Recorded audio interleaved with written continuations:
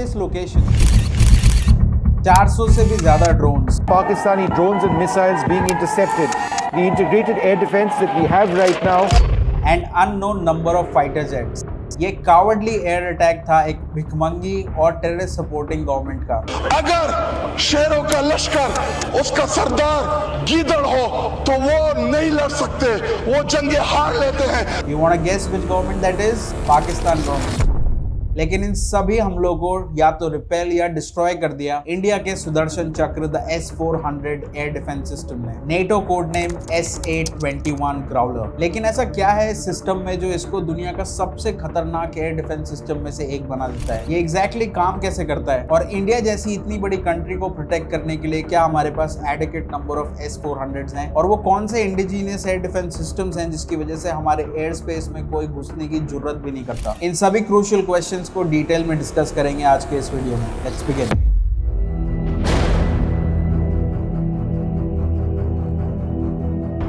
5th अक्टूबर 2018 19th India Russia annual bilateral summit new Delhi में India ने S-400s के 5 squadron और 1000 मिसाइल्स 40,000 करोड़ में खरीदे, जिसने इंडिया के एयर डिफेंस सिस्टम को एक नई लीग में पहुंचा दिया। लेकिन इनमें से सिर्फ अभी हमारे पास 3 ही स्क्वाड्रन्स हैं। जो बाकी 2 स्क्वाड्रन्स हैं वो रशिया यूक्रेन वॉर की वजह से डिलेड है, लेकिन वो भी अगले साल तक डिलीवर हो जाएंगे। लेकिन क्या ये अकेला सिस्टम इंडिया, जिसका एरिया 32,87,263 स्क्वायर किलोमीटर है, प्रोटेक्ट कर सकता है? देखो, हम सबको पता है इंडिया के 2 मेजर थ्रेट्स हैं, पाकिस्तान एंड चाइना, जिनके साथ इंडिया का 6,811 किलोमीटर का बॉर्डर है। तो एयर डिफेंस के लिए सबसे पहले ये वाला एरिया कवर करना जरूरी है। और S-400 इतना एरिया कवर कर सकता है या नहीं कर सकता, इसको समझने से पहले ये समझना होगा कि ये एग्जैक्टली काम कैसे करता है। इस सिस्टम में 6 मेन कंपोनेंट्स हैं। First, long range surveillance radar system, also known as the big bird. Second, all altitude acquisition radar system, also known as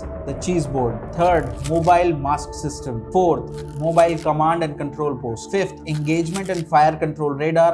And sixth, missile launch vehicle. सबसे पहले डिफेंस स्टार्ट होता है big bird से। ये किसी भी cruise missile, helicopter, jet, fighter, bomber, drone, किसी भी चीज को 600 किलोमीटर के रेडियस तक ट्रैक कर सकता है। इतना ही नहीं, ये एक साथ 300 टारगेट्स तक को ट्रैक कर लेता है। और इसका मेन काम होता है एनिमी ऑब्जेक्ट का रॉ डेटा कलेक्ट करना, जैसे कि उसकी स्पीड कितनी है, उसका रेंज क्या है, उसका ऑल्टीट्यूड क्या है। लेकिन कभी कभी क्या होता है ना, एनिमी ऑब्जेक्ट्स रेडार को अवॉइड करने के लिए बहुत नीचे उड़ते हैं, या फिर कोई मिसाइल अगर बहुत तेज आती है तो ये उसको अच्छे से ट्रैक नहीं कर पाता। और इसी प्रॉब्लम को सॉल्व करता है the second component, all altitude acquisition radar. ये एनिमी ऑब्जेक्ट को 3D में कैप्चर करता है और बहुत ही ज्यादा प्रिसीजन से कैप्चर करता है। इससे ना तो कोई लो एल्टीट्यूड पे रह के बच सकता है, ना कोई बहुत हाई स्पीड मिसाइल बच सकती है।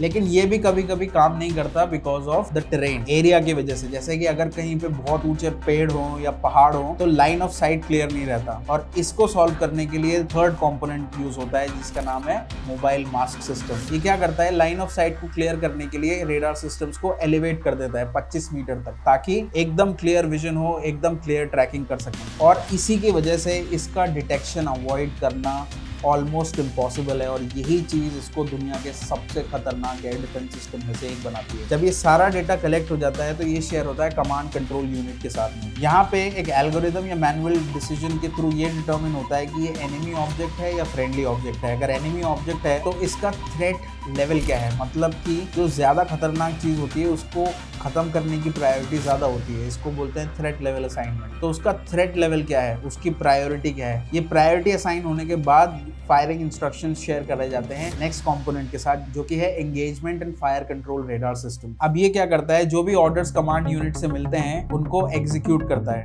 ये फायर इंस्ट्रक्शंस देता है लॉन्च व्हीकल को, और यही system real time enemy object का सारा डेटा कैप्चर करता है। स्पीड, रेंज और ऑल्टीट्यूड ही नहीं, बल्कि उसके मनूवर्स भी, जैसे कि वो किस पैटर्न में मूव कर रहा है। और यही सारा डेटा रियल टाइम ट्रैक करके ये रेडार मिसाइल्स को गाइड करता है, ताकि वो अपने टारगेट को सक्सेसफुली हिट कर सके। और एक साथ 2 मिसाइल्स लॉन्च की जाती हैं, ताकि अगर एक से मिस भी हो जाए तो दूसरी लग जाए। और ये मिसाइल्स 2 तरीके से डिस्ट्रॉय करती हैं। एक तो होता है काइनेटिक डिस्ट्रक्शन और एक होता है नॉन काइनेटिक। मतलब कि काइनेटिक डिस्ट्रक्शन का मतलब हो गया कि किसी भी चीज पे इतनी तेज स्पीड से लगती है कि वो अपने आप ही स्पीड से ही डिस्ट्रॉय हो जाती है। दूसरा तरीका होता है कि ये उसके पास में जाके या उससे भिड़ने के बाद में एक्सप्लोड हो जाती है, जिसकी वजह से एनिमी ऑब्जेक्ट भी खत्म हो जाता है। जो आखिरी कंपोनेंट है वो होता है इसका लॉन्चर। अब एक लॉन्चर में 4 मिसाइल्स होती हैं। अभी करंटली 4 मिसाइल ऑप्शंस अवेलेबल हैं, जो कि आप स्क्रीन पे देख रहे होंगे। एक होता है वेरी शॉर्ट रेंज, ये वाला, एक होता है शॉर्ट रेंज, ये वाला, एक होता है मीडियम रेंज और एक होता है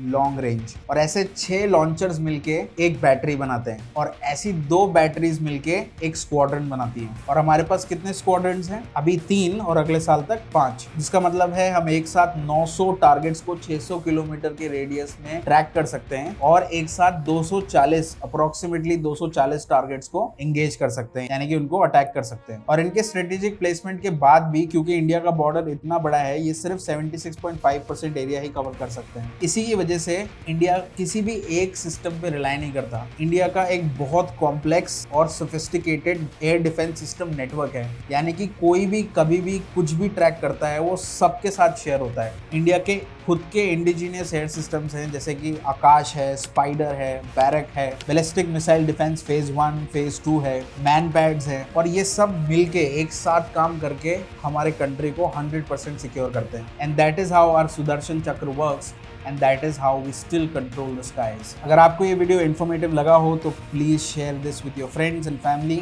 अगर आप ऐसे और वीडियोस देखना चाहते हो तो let me know in the comments. Subscribe to this channel. Thank you. You have a great day ahead. Bye.